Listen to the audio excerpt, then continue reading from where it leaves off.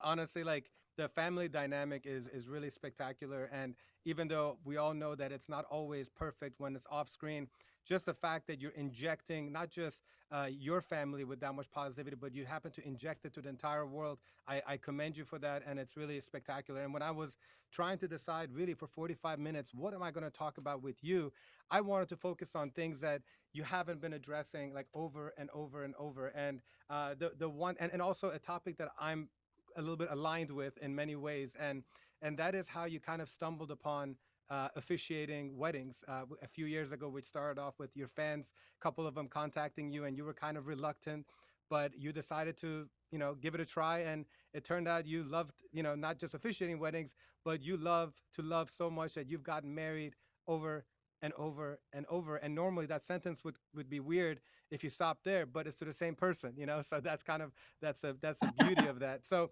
these are the kind of topics that I would love to chit chat with you today. But first, why don't you just talk about the love that was created between you and Bruce? I know you guys were two young couples that fell in love, so touching on, turning back the time. I know this year, I believe you're celebrating 20 years, or is it next year together, being together?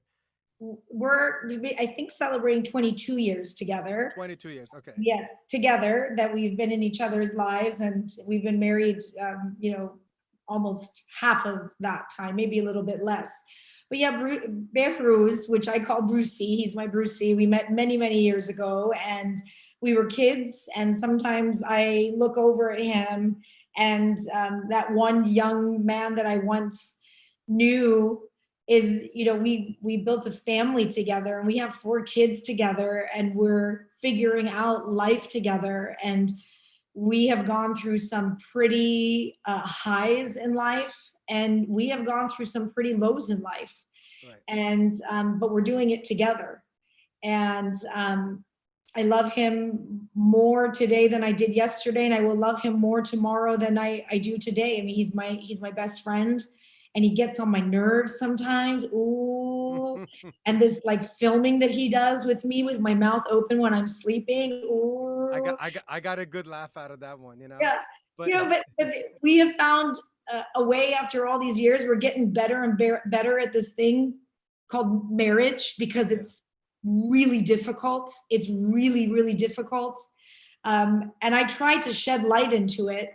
I don't want everybody that's watching go, oh, she has such a perfect life, and she gets up and she just poof looks like this, and poof goes on TV, and poof cooks, and then twirls around, and then has a party, and then twirls around, and then does something.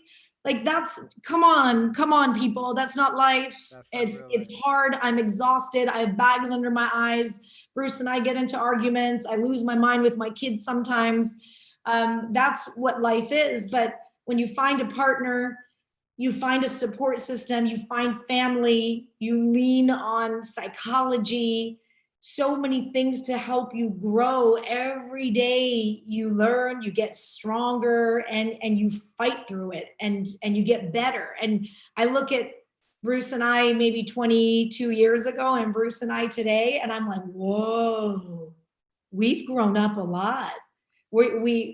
We've left a lot of the kid stuff behind, and here we are as mommy and daddy now, trying to figure out really big serious things in life. And now we're trying to raise 4 little humans, to be good, kind, and healthy people in this world, which is probably, let me start again, which is the most challenging and difficult thing that is on our plate of things to do. And it's also um, the most important thing, it's the also most the most important important. responsibility.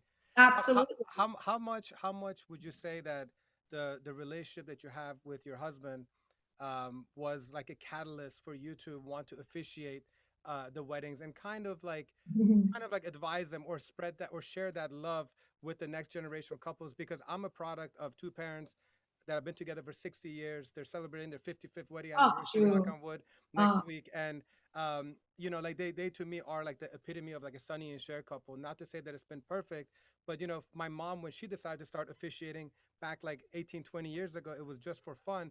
But she was like, you know what? I have this love for my husband. My husband and I, we have this love for each other, and I want to pass on that type of love. So when you decided to do the officiating of weddings, in addition to just making the couple's dreams come true, did you ever look at it as like, you know what, Bruce?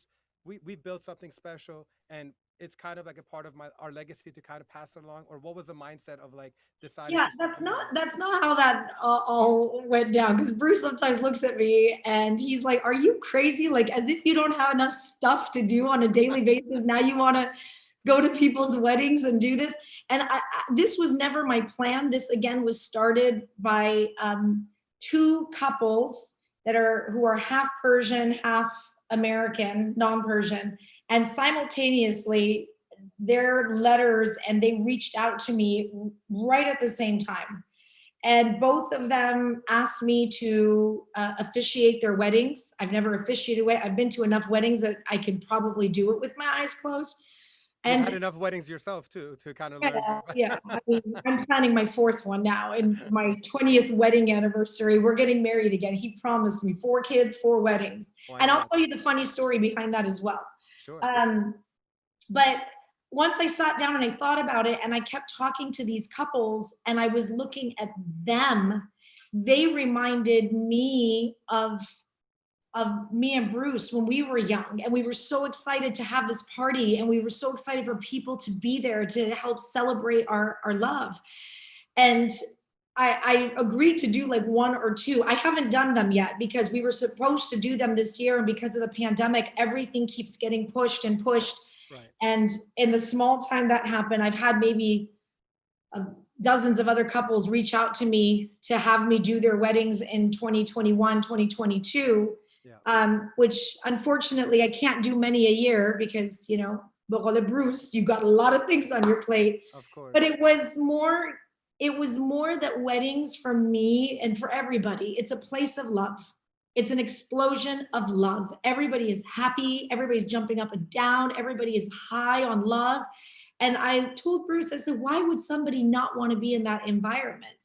It's so electrifying when you go to a wedding. You know, the funny thing is, like, you could have like normal parties and nobody wants to come. When there is an arusi in a wedding, the amme, and then the uncle, and then the dai, and then the cousin, and then all of a sudden you have like 500 people, and people are getting mad why you're not invited to their wedding. There's a reason, because it is so intoxicating that night, and people are thirsty for that love, that feeling. You go and you watch two people in the purest moment of their life where they're starting. This is before like the arguing starts and the realities of marriage set in.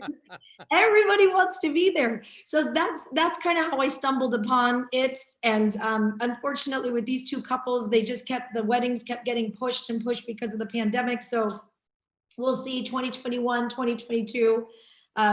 But it's cool. I'm really excited about doing this. I'm really excited about doing this. Well, when we do come back again, because my main company, Exclusive Entertainment, we do over 100 weddings a year, and I know that when it does make a comeback, there's going to be an explosion of weddings, and so I hope that you and everybody else that helps make weddings special, that they get to enjoy and savor those great moments. There's nothing better than the union of not just two people, but two families who were like created to support each other and love each other. I know how much admiration and respect you have for your mother-in-law and Bruce, vice versa.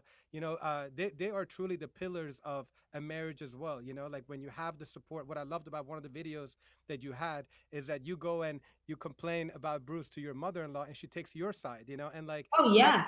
that's how it should be. You know, like you should not want to go to your mother-in-law should always take your side and not their own children's side, because then you're not doing any help in bringing everybody together. So I'm glad and grateful to see that you have that great relationship with your families. Awesome, people. I appreciate you watching this segment. To watch the full video, which you should, please click up here. And then if you want to join our text community, the number is right about here. And even though you don't need no reminders and you've heard it a billion times, if you like the video, subscribe, hit the little ring of ding-a-ding-ding bell so you can be notified for our next video. Thank you so much and appreciate you watching. Awesome, people.